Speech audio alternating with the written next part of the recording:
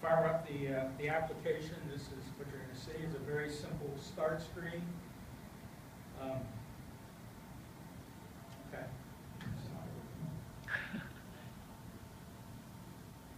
So when you hit the start button, Why don't you shoot it at the computer there instead? See that? do what now? Yeah, I mean, direct it towards the, yeah, it's moving now. Okay. Yeah, direct it towards the computer screen. Okay, so if you hit the start button, you're going to begin the application. If you hit the why recycle, you get the about Recycle Now, tells you why it's important, how it's used, why it was developed. And in the upper far right is the menu button. If you hit that, you're going to be able to, it's reserved for some future uses, but most importantly, it allows you to set up the application based on the size of your community. So if we begin the application, you're going to see this default start screen. On the left is our sliders that we can move back and forth depending on the amount of material, those 6 specific items that you want to recover from your waste stream. On the right is the pie chart. If any of you are familiar with the EPA web EPA page on municipal solid waste, you'll see that this is the familiar pie chart of how much material is generated in the U.S. for those 6 items. So, I don't know if you can see this very well, but for those items, the color indicates the class. So anything that's in paper is in the green category.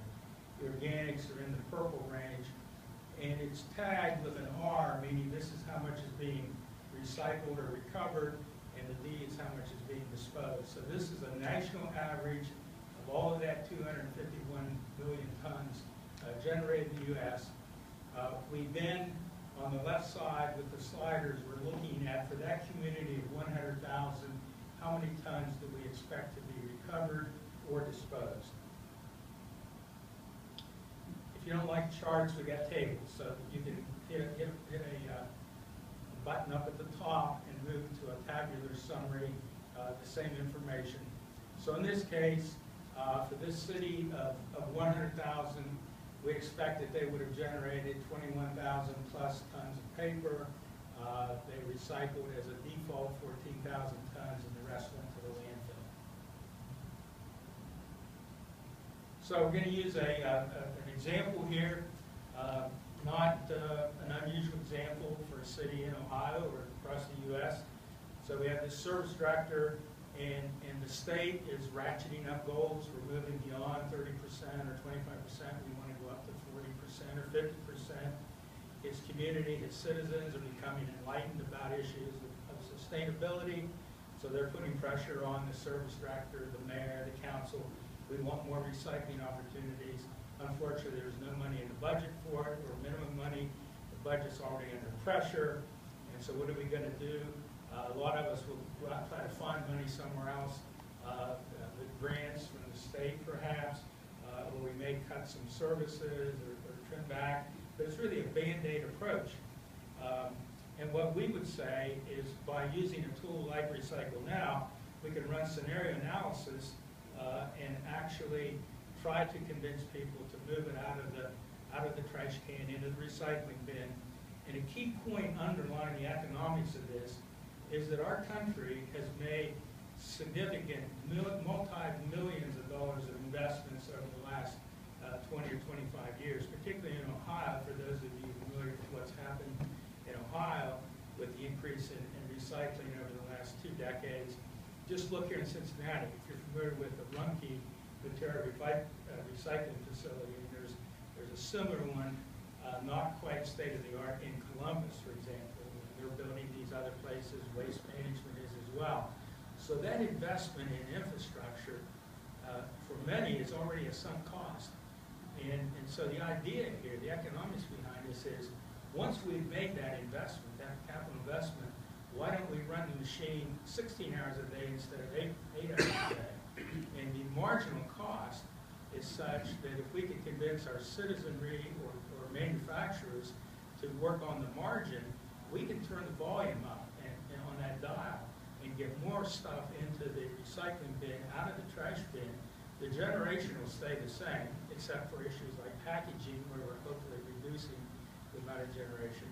But there's a real opportunity here to get that into the recycling bin, and we look at that as found money. So when someone says, I don't have the budget to do this, the reality is, yes it is, it's in the landfill. So get it out of the landfill, and you're going to then have the money, the found money, to be able to proceed. We think this type of application, simple application, is something you can take in and discuss it with a city council member, or a chairman of a board, or a mayor, and actually turn on some light bulbs about the need to have more waste reduced. So on our hypothetical example, the service director says, this is my game plan, this is what I want to see, I want 10% more paper, 10% more glass, blah, blah, blah. So this is the template he's going to use to try to figure out how to get that stuff out of the trash can and into the recycling bin. So he starts the application, and he or she now can move that sliders back and forth to move it from the default for the city into what is the new game plan. And when they do that, for example, this is aluminum, and so what we're doing here on the aluminum is essentially doubling the amount of aluminum we want to recover from the stream. And so this is our new tabular summary with the increases in recovered material. So we're moving from what was initially in the aluminum, the weight recovered was about 224 tons. We're going to try to increase it to 450 tons. And how are we going to do that? Well, we can have different strategies. We're going to perhaps put together a very strong marketing program to take back to the citizens and try to explain to them what this means to their community and try to get them, encourage them to change their behavior. So if that occurs, this is again the scenario analysis and what the application will show you. On the left is their current strategy. In this case, it's showing direct economic impact. The top chart is direct economic impact in millions of dollars. And then what happens if you would in fact double the amount, not only of aluminum, but all those other materials, if you increased it by that strategy or that program that I had a couple of slides back. So if that happens, the direct economic benefit of not paying landfill tipping fees and the increased value of getting these into the marketplace, in this case, is worth about $370,000 to the community. The application utilizes averages on tipping fees at landfills, and it uses averages on value of recovered material in the commodity market. And we use an online database to secure that information that needs to be updated on a regular basis. Down at the bottom is the indirect economic impacts of getting that stuff out of the trash and into the recycling market. So in the application, you'll see these two screens at the same time, and then you can just simply scroll down to see additional screens. If you hit the little tab at the top where it says environmental impacts, you're going to see an estimate of the greenhouse gas emissions, metric tons of CO2 equivalent by the current scenario and your projected scenario. And you're also going to see an estimate of the water saved in millions of gallons with your new scenario.